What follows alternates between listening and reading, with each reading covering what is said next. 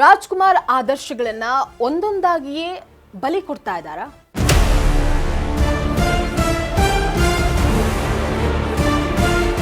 ಅಣ್ಣವರ ಕನಸಿಗೆ ಬೆಂಕಿ ಇಟ್ಟು ಶಿವಣ್ಣ ಈಗ ಮಾಡ್ತಾ ಇರೋದಾದ್ರೂ ಏನು?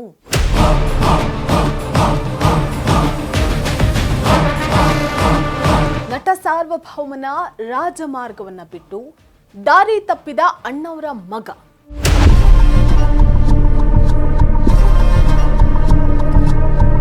ತಮಿಳಿನ ಹುಡುಗ ಎಂದಿದ್ಯಾಕೆ? ಕನ್ನಡಿಗರ ಭಾವನೆಗೆ ಧಕ್ಕೆ ತಂದಿದ್ಯಾಕೆ?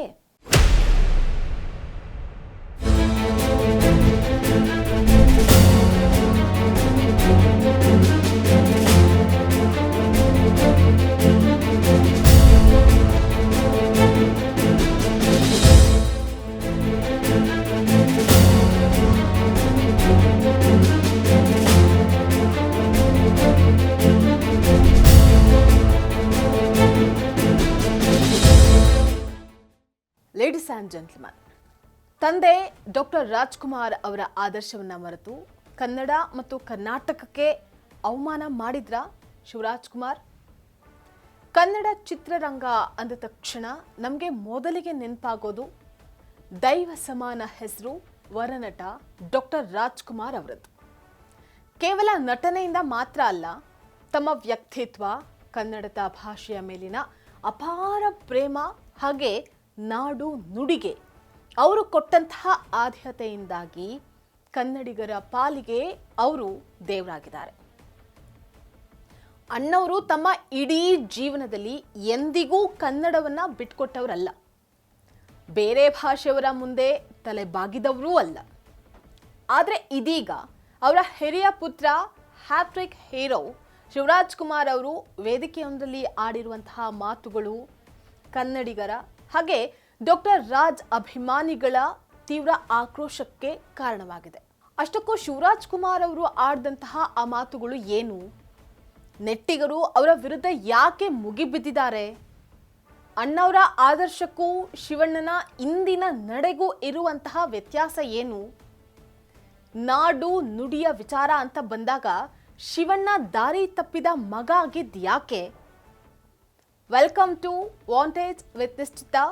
ಇದು ನೆಲ ಜಲ ಭಾಷೆಗಾಗಿ ಪ್ರಾಮಾಣಿಕ ಪತ್ರಿಕೋದ್ಯಮ.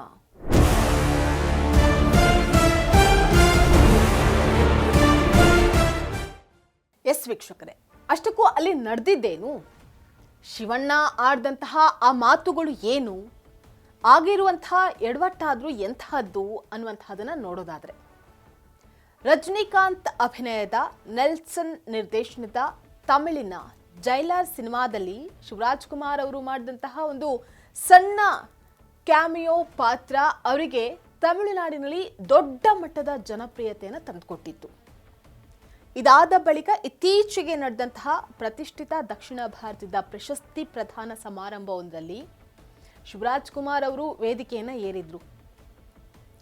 ತಮಿಳು ನಿರ್ದೇಶಕ ನೆಲ್ಸನ್ ಅವರಿಗೆ ಧನ್ಯವಾದ ಹೇಳುವಂತಹ ಭರದಲ್ಲಿ ಶಿವಣ್ಣ ಮಾತನಾಡಿದಂತಹ ರೀತಿ ಕನ್ನಡಿಗರ ಕಣ್ಣನ್ನ ಕೆಂಪಗಾಗಿಸಿದೆ.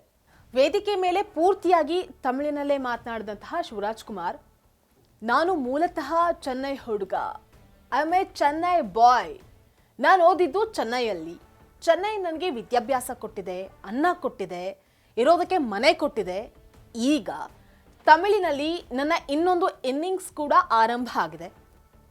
ತಮಿಳಿನಲ್ಲಿ ಸಾಕಷ್ಟು ಸಿನಿಮಾ ಮಾಡ್ತೀನಿ ಅನ್ನುವಂತಹ ಭರವಸೆ ಇದೆ ಅಂತ ಅತ್ಯಂತ ಭಾವುಕರಾಗಿ ತಮಿಳುನಾಡು ಹಾಗೆ ಚೆನ್ನೈಯನ್ನ ಕೊಂಡಾಡಿದ್ದಾರೆ.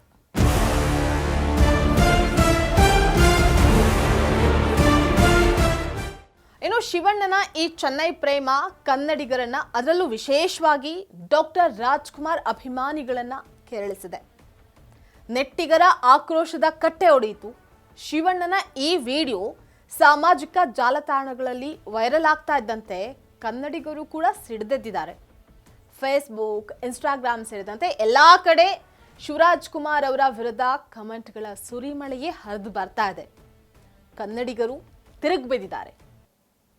38 ವರ್ಷಗಳಿಂದ ನಿಮ್ಮನ್ನ ಬೆಳೆಸಿ ಅನ್ನ ಹಾಕಿ ಸೂಪರ್ ಸ್ಟಾರ್ ಮಾಡಿದ್ದು ಕರ್ನಾಟಕ ಹಾಗೆ ಈ ನಿಮ್ಮ ಕನ್ನಡಿಗರು. ಆದರೆ ಪಕ್ಕದ ರಾಜ್ಯಕ್ಕೆ ಹೋದ ತಕ್ಷಣ ನೀವು ಚೆನ್ನೈ ಬಾಯ್ ಆಗ್ಬಿಟ್ರಾ? 38 ವರ್ಷದ ಕನ್ನಡದ ಋಣವನ್ನ ಕೇವಲ ಒಂದೇ ಒಂದು ನಿಮಿಷದಲ್ಲಿ ನೀವು ಮರ್ತು ಹೋಗ್ಬಿಟ್ರಾ ಅಂತ ಅಭಿಮಾನಿಗಳು ಕಿಡಿಕಾರ್ತಾ ಇದ್ದಾರೆ. ಅಣ್ಣವರು ನಮ್ಮೆಲ್ಲರ ಪಾಲಿಗೆ ದೇವರ ಸಮಾನ. ಅವರು ಎಂದಿಗೂ ಬೇರೆ ಭಾಷೆಯವರ ಮುಂದೆ ಈ ರೀತಿ ಬಕೆಟ್ ಹಿಡಿದಂಥವ್ರಲ್ಲ. ಇವತ್ತು ಅಣ್ಣವ್ರು ಇದ್ದಿದ್ದಿದ್ರೆ ನಿಮ್ಮ ಈ ಮಾತುಗಳನ್ನ ಕೇಳಿ ಕಣ್ಣೀರನ್ನ ಹಾಕ್ತಾ ಇದ್ರು ಅಂತ ಫ್ಯಾನ್ಸ್ ಗರಂ ಆಗಿದ್ದಾರೆ.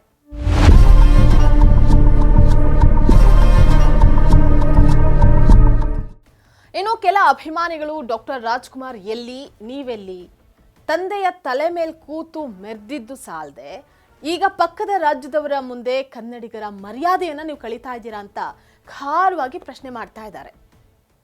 ತಮಿಳಿನಲ್ಲಿ ಒಂದು 5 ನಿಮಿಷದ ಸಣ್ಣ ಪಾತ್ರ ಸಿಕ್ಕಿದ್ದಕ್ಕೆ ಇಷ್ಟೊಂದು ಬಿಲ್ಡಪ್ ಬೇಕಾಗಿತ್ತಾ?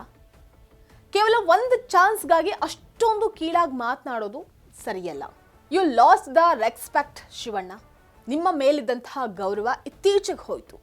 ಹೀಗೆ ಅನೇಕರು ಅತ್ಯಂತ ಕಟುವಾದ ಪದಗಳಲ್ಲಿ ಶಿವಣ್ಣ ಅವರಿಗೆ ಅವರ ತಂದೆಯ ಆದರ್ಶಗಳನ್ನ ನೆನಪು ಮಾಡ್ತಾ ತರಾಟೆಗೂ ಸಹ ತೆಗೆದುಕೊಳ್ತಾ ಇದ್ದಾರೆ.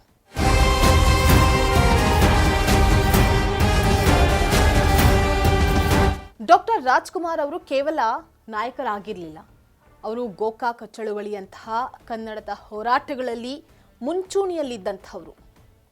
ಅಣ್ಣವರಿಗೆ ಪರಭಾಷೆಗಳಿಂದ, ವಿಶೇಷವಾಗಿ ಬಾಲಿವುಡ್ನಿಂದ ಕೂಡ ದೊಡ್ಡ ಆಫರ್ಸ್ಗಳು, ಇನ್ನು ಬ್ಲ್ಯಾಂಕ್ ಚೆಕ್ಗಳು ಸಹ ಬಂದಿದ್ರು.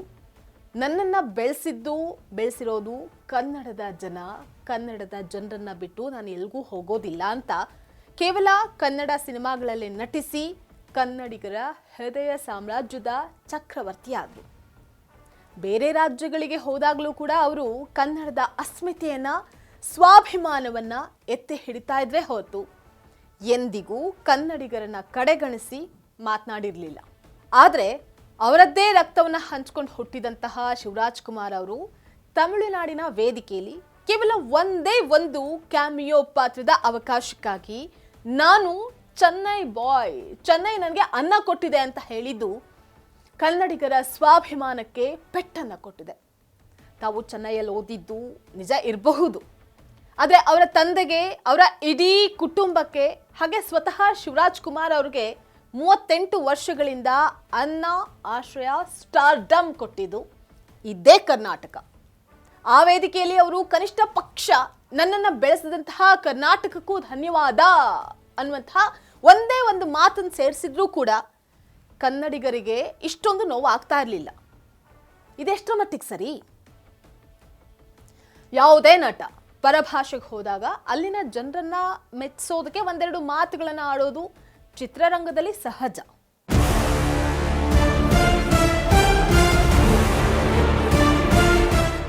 ಶಿವರಾಜ್ ಕುಮಾರ್ ಅವರು ಕೂಡ ಅದೇ ಮಾತಿನ ಭರದಲ್ಲಿ ಅಥವಾ ಅಲ್ಲಿನ ಜನರನ್ನ ಮತ್ತು ನಿರ್ದೇಶಕ ನೆಲ್ಸನ್ ಅವರನ್ನ ಮೆಚ್ಚಿಸುವಂತಹ ಉದ್ದೇಶದಿಂದ ಈ ರೀತಿ ಭಾವುಕರಾಗಿ ಮಾತನಾಡಿರಬಹುದು.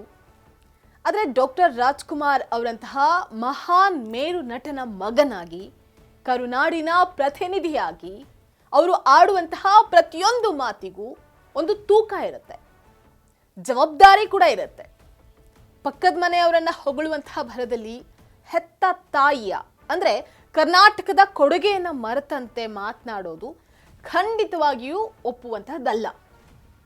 ಶಿವರಾಜ್ ಕುಮಾರ್ ಅವರ ಈ ಹೇಳಿಕೆ ಕನ್ನಡಿಗರ ಪಾಲಿಗೆ ಅಕ್ಷಮ್ಯ ಅಪರಾಧದಂತೆ ಕಂಡಿರೋದಂತೂ ಕಟು ಸತ್ಯ.